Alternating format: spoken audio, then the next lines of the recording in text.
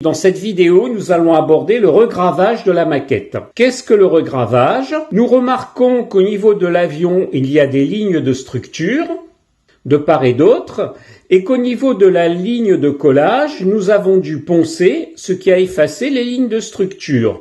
Donc le regravage va consister à recréer ces lignes de structure. Générique.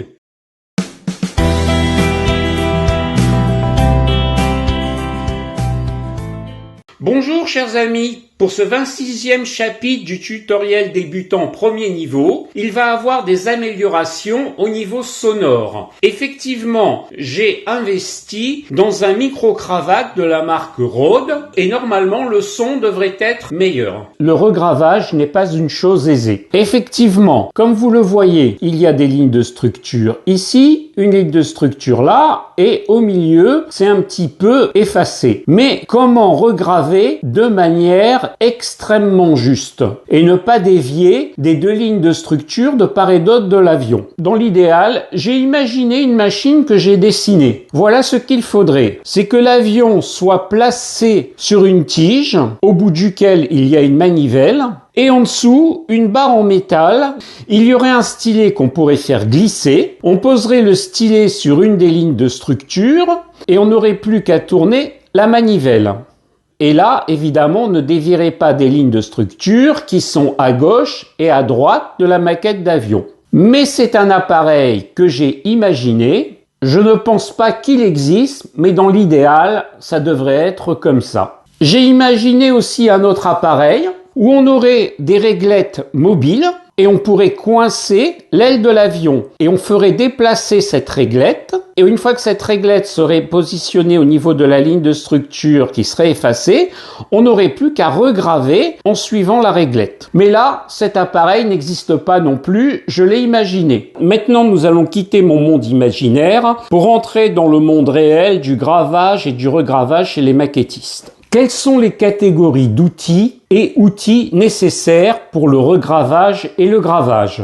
Je vais vous présenter ces différents types d'outils. Principalement, on a l'outil de gravure et le guide. C'est les deux outils fondamentaux pour le regravage et le gravage. Pour les outils de gravure, on a le plus important, la pointe à graver que l'on appelle aussi pointe sèche, et un instrument plus spécialisé que sont les roulettes à riveter, qui sert à simuler les rivets sur les maquettes. Mais on peut simuler les rivets aussi avec une pointe à graver. Donc dans les outils de gravure, le plus important est la pointe à graver. Le deuxième type d'outil qui est important, c'est le guide. On peut avoir différents types de guides. Ça peut être une règle métallique, des bandes pour étiquetage que l'on appelle couramment des bandes d'IMO. On peut avoir aussi des guides à motifs.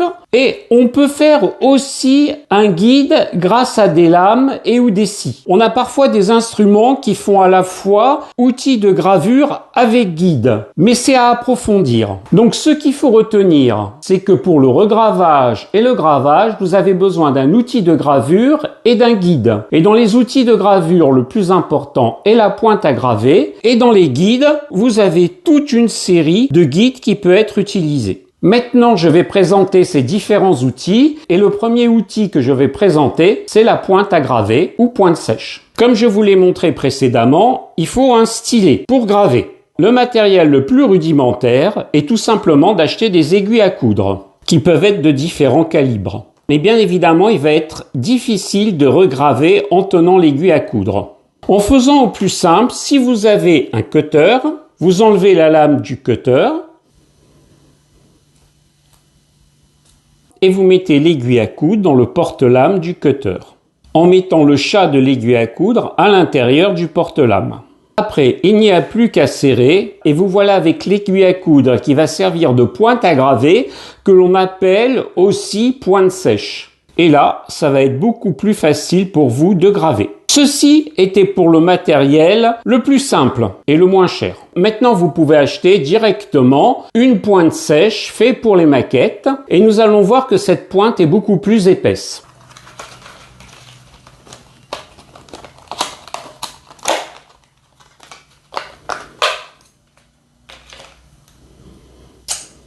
Comme vous le remarquez, elle est beaucoup plus courte et beaucoup plus épaisse. Cela permet de graver plus facilement. Comme vous le remarquerez, il semblerait que ces porte-lames et que ces porte-pointes à graver soient de même nature, mais si vous regardez de près, nous voyons que l'extrémité est différente. Donc vous pouvez acheter ce genre d'instrument pour graver ou pour regraver. Maintenant, on peut aller un peu plus loin dans le regravage, mais là c'est un petit peu plus cher. Ce sont des pointes à graver Tamiya ou pointe sèche.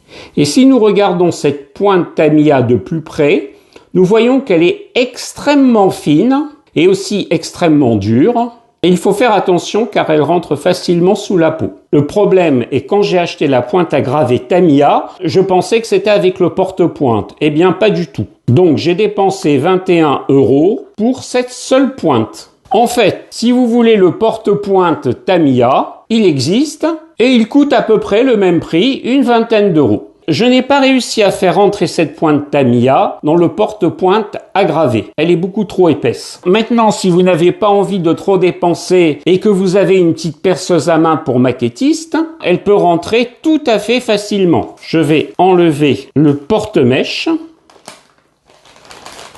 Voilà.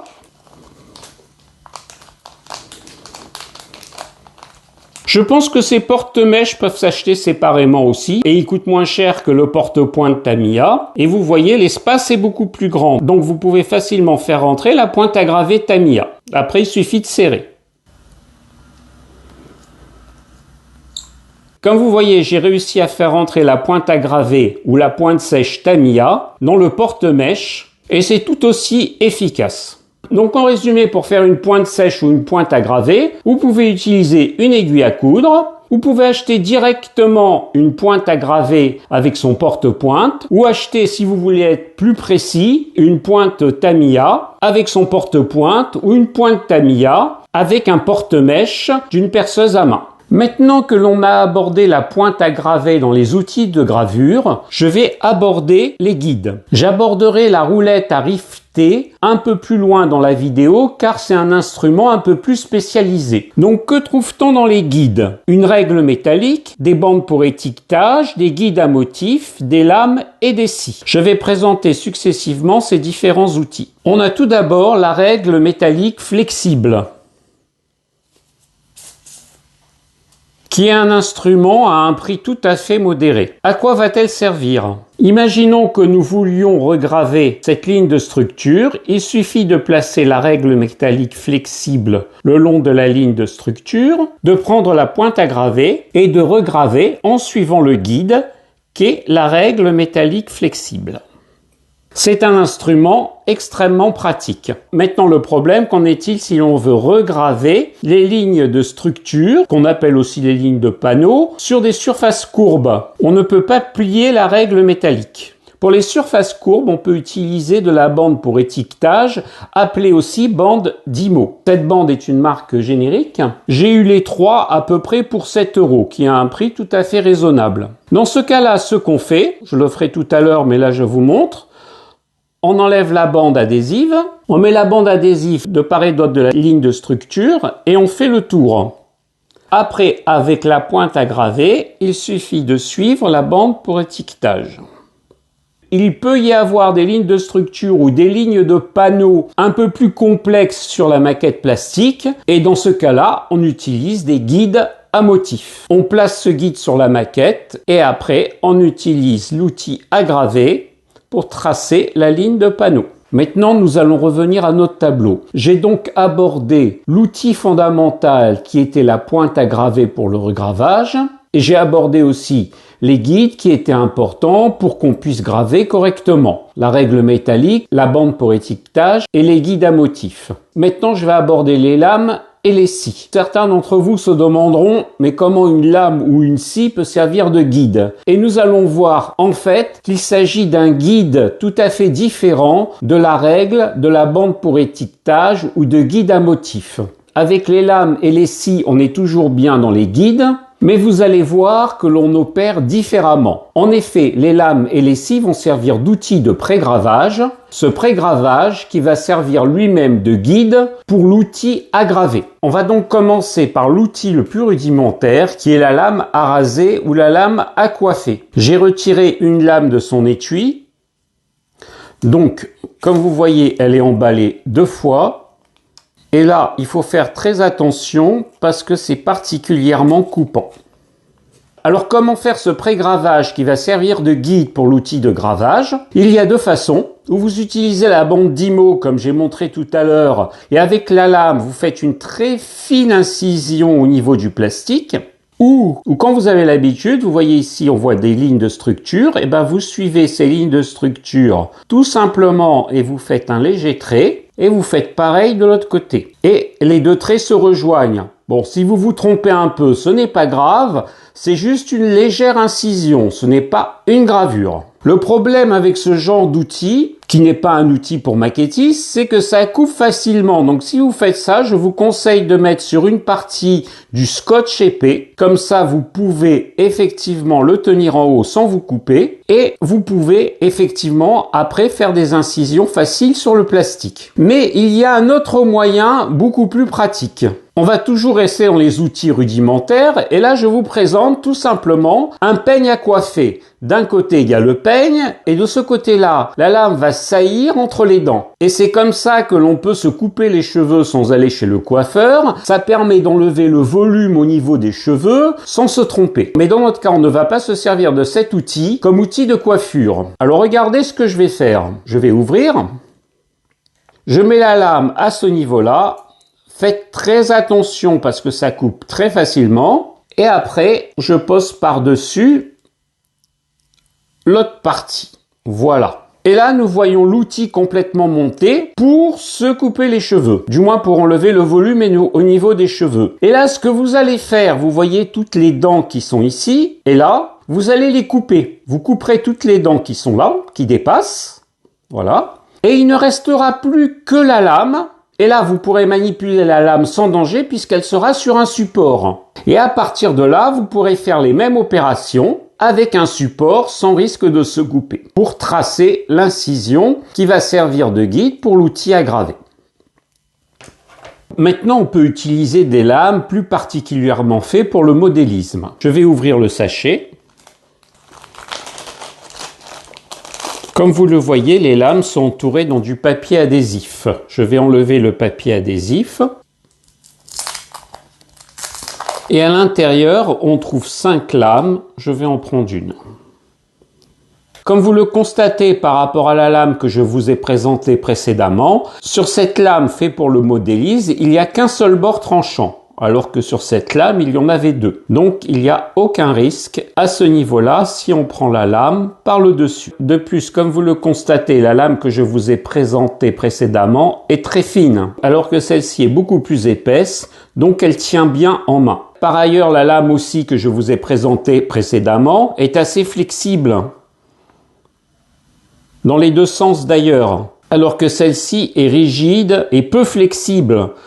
Donc, elle tient bien en main et on peut bien appuyer. Comme je l'ai dit, cette lame présente qu'un seul bord tranchant, donc vous pouvez l'utiliser comme ceci avec la main. Maintenant, rien ne vous empêche pour votre confort de mettre du papier adhésif au-dessus ou du scotch d'une certaine épaisseur. Comme vous le constaterez, il y a aussi des orifices sur cette lame. C'est aussi pour le mettre sur un support. Mais dans notre cas, ce support va être inutile. Mais vous pouvez toujours le chercher sur Internet. Par ailleurs, comme je l'ai dit, cette lame a une certaine épaisseur et une certaine rigidité, donc elle va permettre de faire des incisions, mais qui vont être pratiquement des empreintes, qui vont servir de guide à la pointe à graver. Par exemple, comme vous le voyez sur le bord gauche de l'avion, il y a des lignes de structure, qu'on appelle aussi des lignes de panneaux. Il suffit de suivre la ligne de structure et mettre une empreinte là où nous avons poncé, et de prendre la partie droite de l'avion, de suivre la ligne de structure et de mettre aussi une empreinte. Et normalement, les 2 empreintes doivent se rejoindre. Et donc, ces empreintes vont servir de guide pour la pointe à graver. Donc, il n'y aura pas besoin de mettre de la bande d'IMO. Si ce type de lame vous intéresse éventuellement, vous pouvez taper sur Internet RP, plus loin, Tool Z, plus loin, Razor avec un Z. Maintenant qu'on a abordé comment les lames pouvaient servir de guide pour les outils à graver, on va aborder les scies. Tout en sachant que ces scies à elles seules peuvent servir de guide pour les outils à graver, mais on peut se servir de lames, puis de scies pour faire une pré-gravure plus profonde. Avant d'aborder la pratique de la la scie, je voudrais vous montrer quel type de scie on trouve dans le modélisme. Tout d'abord, vous voyez cette immense scie Tamiya. Comme quoi, des fois Tamiya ne fait pas dans le détail quand elle fait des outils. Elle est réservée plutôt aux maquettes en résine, donc je la mets de côté. Il y a aussi des scies faites par Revell, mais elles ont une certaine épaisseur et elles sont plus aussi adaptées aux maquettes en résine, donc je la mettrai de côté aussi. Que reste-t-il? Ici, vous avez le nom des différents produits. Alors ici, vous avez des mini-scies à monter soi-même. Comme vous voyez, ici il y a le plastique et en dessous, il y a les lames. Ce produit est aussi retrouvé chez Tamiya. On a aussi des micro-scies. Je vous montre la marque. On dirait presque de la photo découpe. On a un dernier outil avec un manche qui contient une scie extrêmement fine, qui rappelle presque la lame. On a des lames de différents calibres.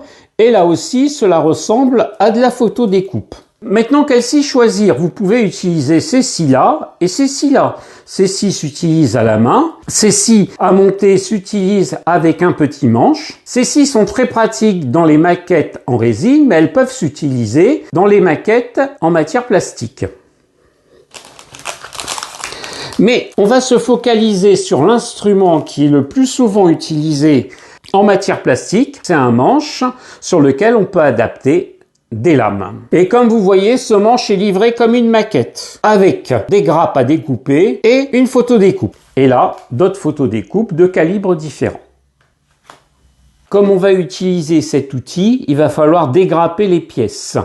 Éventuellement, si vous avez un peu oublié les données du chapitre 4, je vous rappelle que pour dégrapper le plastique, ou vous utilisez des outils d'électronicien, une pince à couper les fils électriques et un cutter, ou un outillage spécifique pour maquettistes, une pince à dégrapper et un cutter, ou si vous avez un peu plus de moyens, une pince Tamiya, ce qui évite d'utiliser un cutter puisqu'on peut couper à ras. Donc dans ce cas-là, comme il ne s'agit pas d'une maquette, je vais utiliser l'outil le plus pratique qui est la pince à dégrapper. Je vais sortir tous les éléments.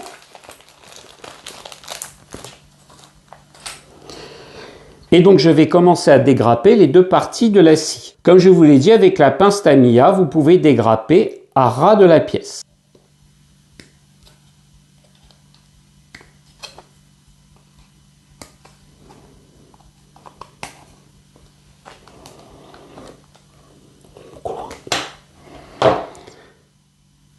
Et voilà, comme vous voyez, c'est très net, hein. Là où il y avait les points d'attache, on ne voit pratiquement plus rien.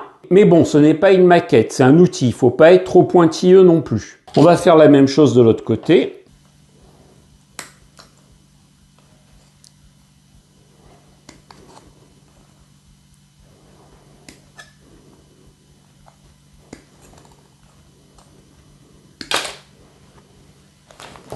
Voilà. Donc cet outil qu'il va falloir réunir, et comme je vous l'ai dit, ce n'est pas une maquette, c'est un outil. Il ne se réunit pas avec de la colle, mais avec des vis. On va donc ouvrir le sachet qui contient donc une lame en photodécoupe et les vis. Si l'on suit la notice, il faut d'abord placer la lame en photodécoupe. Comme vous le voyez, il y a des petits supports pour mettre la lame.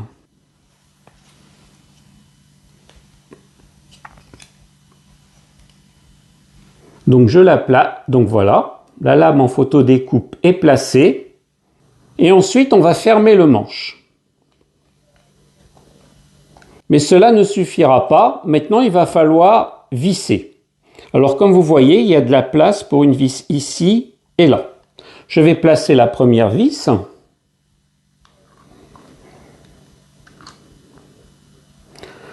Voilà, il n'y aura plus qu'à visser et je vais placer la deuxième vis.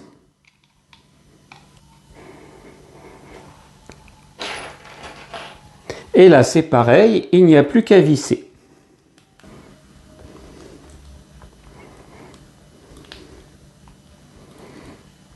Voilà pour la partie distale du manche et maintenant la partie proximale. Si vous voyez que la partie proximale est plus dure à visser, n'hésitez pas à prendre un tournevis avec un manche plus long. C'est une loi physique, plus le manche est long, plus le moment de force est important et plus c'est facile à visser. J'ai vissé les deux vis pour maintenir le manche. Maintenant, il faut maintenir la lame en photodécoupe. Donc si l'on suit bien les instructions, on va mettre une vis ici et un boulon de l'autre côté que l'on va placer dans l'encoche. Voilà, on maintient le boulon et il n'y a plus qu'à visser.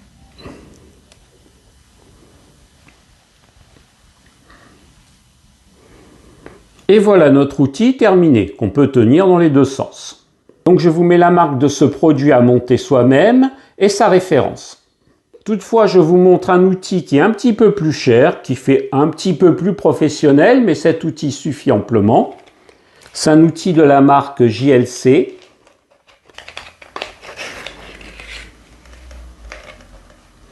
Donc, comme vous le voyez, il y a un manche en bois, donc ce n'est pas la peine de le monter, et la lame est maintenue par deux vis. Mais pour le moment, je vais vous montrer comment utiliser ce produit qui est le même. Pour la lame, on fait comme précédemment, on va laisser une empreinte sur les lignes de structure qui ont été effacées. Et si cette empreinte est trop faible, on peut utiliser cette mini-scie afin d'approfondir l'empreinte. Déjà, il y aura le guide de la lame, mais cette mini-scie approfondira le guide. Après, il n'y aura plus qu'à utiliser le graveur pour retracer les lignes de structure sans avoir besoin de bande d'IMO. Maintenant, il nous reste deux outils à aborder, la pointe à graver avec guide et les roulettes à rifter. Les roulettes à rifter, je vais les aborder en dernier. Alors pourquoi j'ai mis pointe avec guide? Je mets ça entre guillemets parce qu'il y a un outil Tamiya qui est assez particulier et j'ai l'impression qu'on ne l'utilise pas avec ses maximums de possibilités. Voilà cet outil dans l'emballage pour que vous puissiez regarder les références. Alors on va ouvrir cet outil.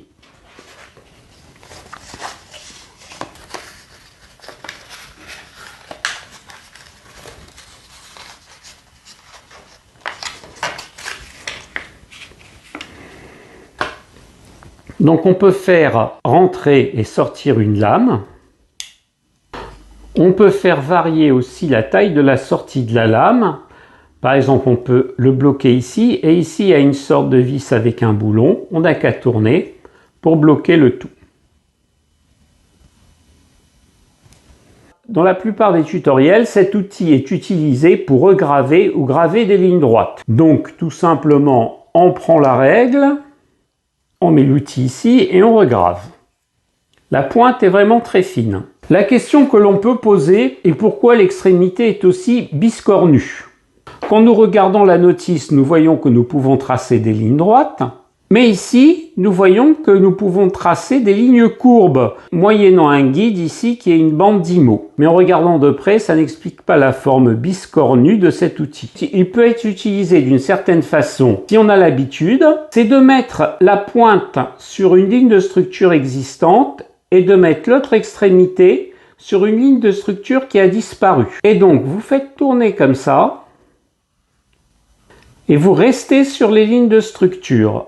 Ici, c'est le guide, et ici, c'est la pointe à graver. Il est rarement utilisé dans ce cas-là, mais ça peut être utile. Certains utilisent aussi le dos pour graver. Donc cet outil, si l'on sait bien le manier, il peut servir à la fois de pointe à graver et de guide. Mais il faut avoir une certaine dextérité. Maintenant, nous allons aborder la dernière partie de cet organigramme, les roulettes à rifter. Mais avant cela, nous devons définir quelques notions de vocabulaire et donner des explications. Vous avez entendu souvent dans mes vidéos parler de lignes de structure. En fait, en français, on peut parler de lignes de panneaux, qui en anglais s'appelle panel line. D'ailleurs, panel line, c'est un produit qui sert à renforcer les lignes de structure et donc les lignes de panneaux. Et il y a aussi le rivetage. Le rivetage, c'est tout simplement la pose de rivet sur ces panneaux. J'ai dit rivet, mais ça peut être d'autres structures fixatrices. En anglais, ça s'appelle le rifting. Maintenant, nous allons donner des explications sur les lignes de panneaux et les rivets. Comme tous les avions de la Deuxième Guerre mondiale avaient un squelette. Nous voyons ici très bien le squelette. qui permet de voir à l'intérieur de l'avion. Il existe même des maquettes un peu plus compliquées, basées uniquement sur le squelette. Maintenant, si nous voyons le squelette de notre avion, il est évident qu'il ne va pas rester comme ça. Donc on va poser des panneaux métalliques ici, des panneaux métalliques là, et pour fixer ces panneaux métalliques, on va utiliser des structures de fixation que l'on appelle dans le maquettisme des rivets, mais bon, ça peut être autre chose. Donc, on pose les panneaux et ensuite, on les fixe avec des rivets pour habiller l'avion. Là, j'ai dessiné un exemple de panneau. Voici un panneau qui va être fixé sur le squelette et pour être fixé, il va avoir besoin de structures de fixation. C'est ce que l'on appelle les rivets. Ces structures de fixation sont des sortes de grosses vis fixées à espace régulier sur le squelette de l'avion. Évidemment, ces systèmes de fixation vont être fixés sur les autres panneaux. Donc, comme plusieurs panneaux vont être fixés l'un à la suite des autres, la zone de jointure de ces panneaux est appelée ligne de structure ou ligne de panneau ou panel line en anglais. Et on a en dessous la zone où il y a les structures de fixation, zone où l'on va faire le riftage, que l'on appelle en anglais rifting. Mais dans la plupart des cas, ces structures existent déjà sur l'avion. Ce n'est pas la peine de tracer les lignes de structure, de refaire les rivets, mais il y a des zones de l'avion qu'on est obligé de poncer lors du collage. Donc on est obligé de regraver les lignes de panneaux, mais on est aussi obligé de refaire le riftage. Évidemment, ce riftage ou rifting dépend de l'échelle de l'avion, aussi bien dans la taille des rivets que dans la distance entre les rivets. Nous voyons ici une très grande échelle, avec une taille des rivets importante et une distance importante entre les rivets. Mais attention, on peut avoir aussi sur un même avion une taille de rivet identique, mais avec des espaces entre les rivets différents. Et enfin, dans les plus petites échelles, la taille des rivets est beaucoup plus petite et l'espace entre les rivets est beaucoup plus petit. Maintenant, nous allons voir comment on va faire cela. Avant d'aborder la roulette à rifter, si vous n'avez pas ce genre d'instrument, vous pouvez utiliser la pointe à graver. Ça sera l'instrument le plus économique pour refaire les rivets. Comme vous voyez ici, il y a les rivets.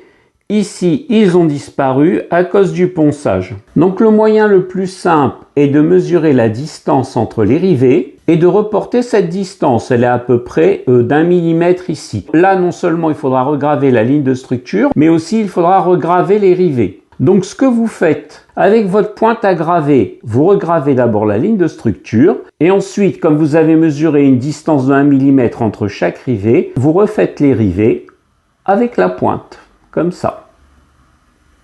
Voilà. Là, j'appuie pas, hein, c'est juste pour vous montrer. On verra plus tard. Donc, la pointe à graver, la règle métallique et éventuellement la bande pour étiquetage, appelée aussi bande d'IMO, peut vous servir pour refaire le riftage. Ce sera l'instrument le plus économique si vous n'avez pas de roulette à rifter. Maintenant, nous allons aborder la roulette à rifter proprement dit. Alors, je vais prendre la roulette à rifter de base. Je vous laisse regarder le paquet pour les références. Mais c'est la roulette à rifter que l'on trouve un petit peu partout. Vous pouvez même la trouver sur Amazon. Donc, elle est vendue avec 4 types de rondelles. Ici, il y en a 3, plus une à l'intérieur. On va ouvrir le paquet.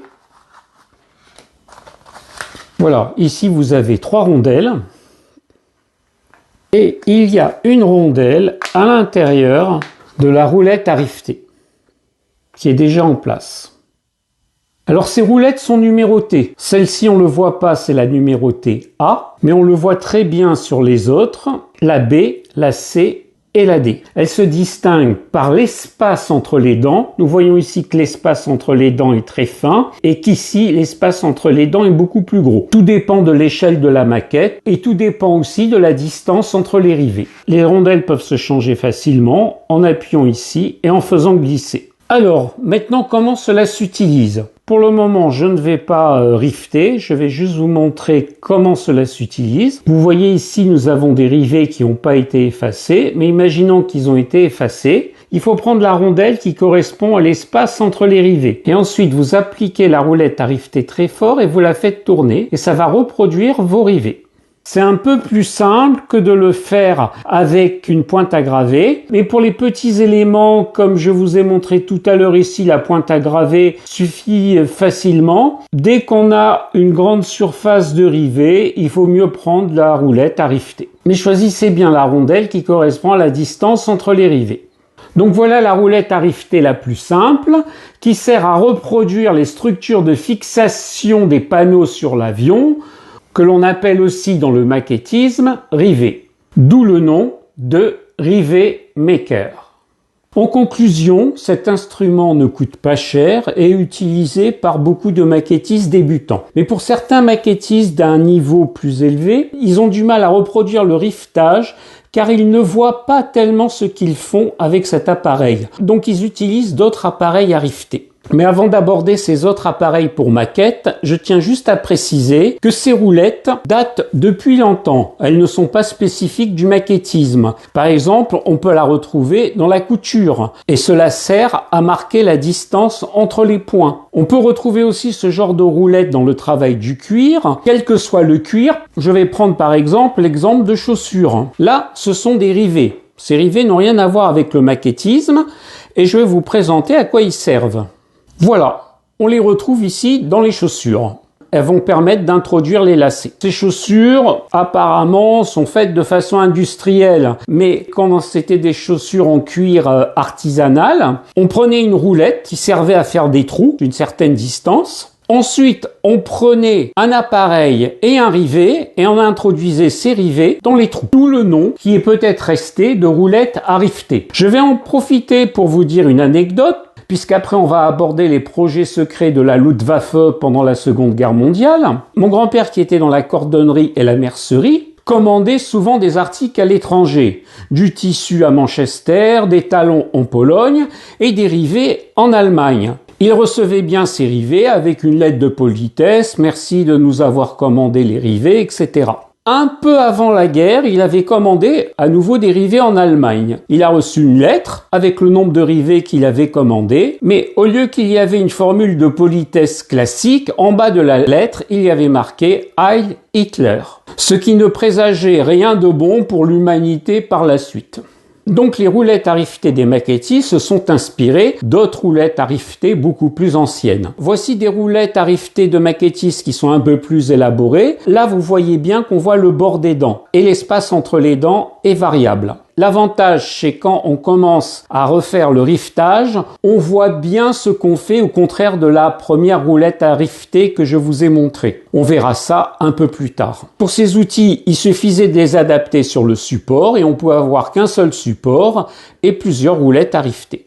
Par la suite est arrivée la fameuse roulette Rosie, avec un manche en bois et une roulette à riveter à l'extrémité, qui a été énormément sollicitée par les maquettistes. Comme vous le voyez, elle est extrêmement visible et elle est d'utilisation très agréable, puisqu'on voit bien le rivetage que l'on fait sur la maquette. Cette roulette était de plusieurs formats, comme vous le voyez. Je dis était parce qu'elle n'est plus vendue. Vous pouvez éventuellement la retrouver sur eBay, mais actuellement, on ne la retrouve plus. Elle n'est plus du tout vendue. De plus, elle était un peu chère pour un seul type de roulette, puisque vous voyez ici, on a plusieurs types, et pour un seul type de roulette, ça faisait à peu près 30 € la roulette, ce qui faisait un peu cher pour un maquettiste débutant ou non chevronné. Les roulettes à riveter Rosie n'existant plus, il est apparu sur le marché les roulettes Easy. Elles sont à peu près de même facture, à part que le manche n'est pas en bois. Mais c'est le même système. Comme vous le voyez, il y a une roulette par manche et c'est marqué dessus 0,55 single. Ça vous donne le détail de la roulette qu'il y a dessus. Si on ouvre,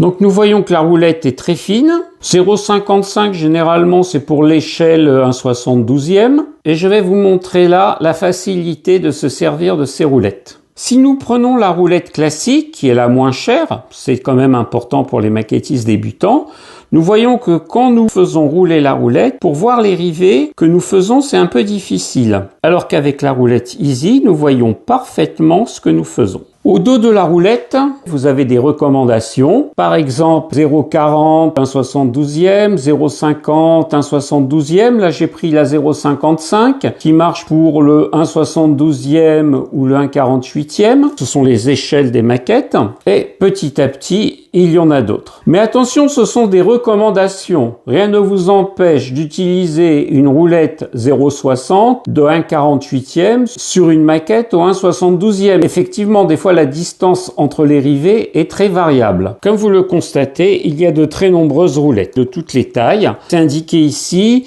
il y en a des simples et des doubles. Mais on verra cela plus tard. Donc comme vous le voyez, il y a plusieurs types de roulettes à rifter selon l'échelle de la maquette et selon la distance entre les rivets. En sachant qu'il y en a des simples et des doubles, cela fait en tout 14 types de roulettes à rifter. Et là, comme la roulette Rosie, on a une roulette pour un manche. Et chaque paquet coûte environ dans les 25 à 30 euros, ce qui est cher aussi. Mais vous n'êtes pas obligé de toutes les acheter. Donc d'un côté, vous avez cette roulette qui n'est pas chère avec 4 types de roulettes, 1, 2, 3, 4, qui correspond à la distance entre les rivets, et vous avez ce type de roulette, mais qui est vendu isolément, et qui est plus cher. Si on commence, on peut utiliser celle-là. C'est sûr que celle-là est plus agréable à utiliser, mais si on va avoir plusieurs types de roulettes, ça va vite faire très cher. Alors, entre la roulette de débutant et la roulette de maquettiste chevronné, ou qui aime bien travailler de façon agréable, mais qui n'a pas des finances infinies, il y a une solution intermédiaire. Si vous allez sur le site AliExpress, vous pouvez retrouver l'équivalent de la roulette à rifter Easy 3 fois moins cher. Donc je vous montre le manche avec les références et les roulettes avec les références. Alors, j'ai enlevé le manche du paquet. Comme vous le voyez, il y a un manche avec lequel on peut fixer des roulettes à rifter. Et l'avantage est que vous pouvez acheter les roulettes par 3, au contraire des roulettes Easy. Là, nous voyons que nous avons des roulettes de 0,30, 0,40, 0,50, idéal pour le 1/72e. Et si nous ouvrons la boîte, nous voyons les 3 roulettes. Donc ces articles sont vendus pour une somme très modique par rapport à la roulette Easy, qui de plus ne possède qu'une roulette par manche, alors qu'ici avec un manche, vous pouvez mettre 3 roulettes, voire plus, puisque vous pouvez acheter d'autres paquets de roulettes. On peut se poser la question, quelle est la différence de qualité entre un matériel chinois et un matériel tchécoslovaque ? Apparemment, si vous êtes débutant, ce matériel conviendra très bien. Et si vous êtes chevronné et si vous voulez rester dans le maquettisme, c'est ce manche qui conviendra très bien. Voilà, nous en avons terminé avec la présentation et l'utilisation sommaire des différents outils de gravage et de regravage. Donc je résume, pour les outils de gravage, je vous ai présenté les pointes à graver et les roulettes à rifter. Pour le guide, je vous ai présenté la règle métallique, la bande pour étiquette ou bande d'IMO, les guides à motifs, les lames et les scies. Et je vous ai présenté aussi un outil assez particulier qui est la pointe avec guide. Dans la prochaine vidéo, nous allons finir de monter notre avion et faire ce que nous avons appris dans les précédents chapitres. Si vous avez aimé cette vidéo, n'hésitez pas à vous abonner en appuyant ou en cliquant sur le cercle Reste Modèle ou sur le bouton s'abonner. N'hésitez pas à partager la vidéo et un pouce bleu me ferait plaisir. Je vous souhaite une bonne continuation.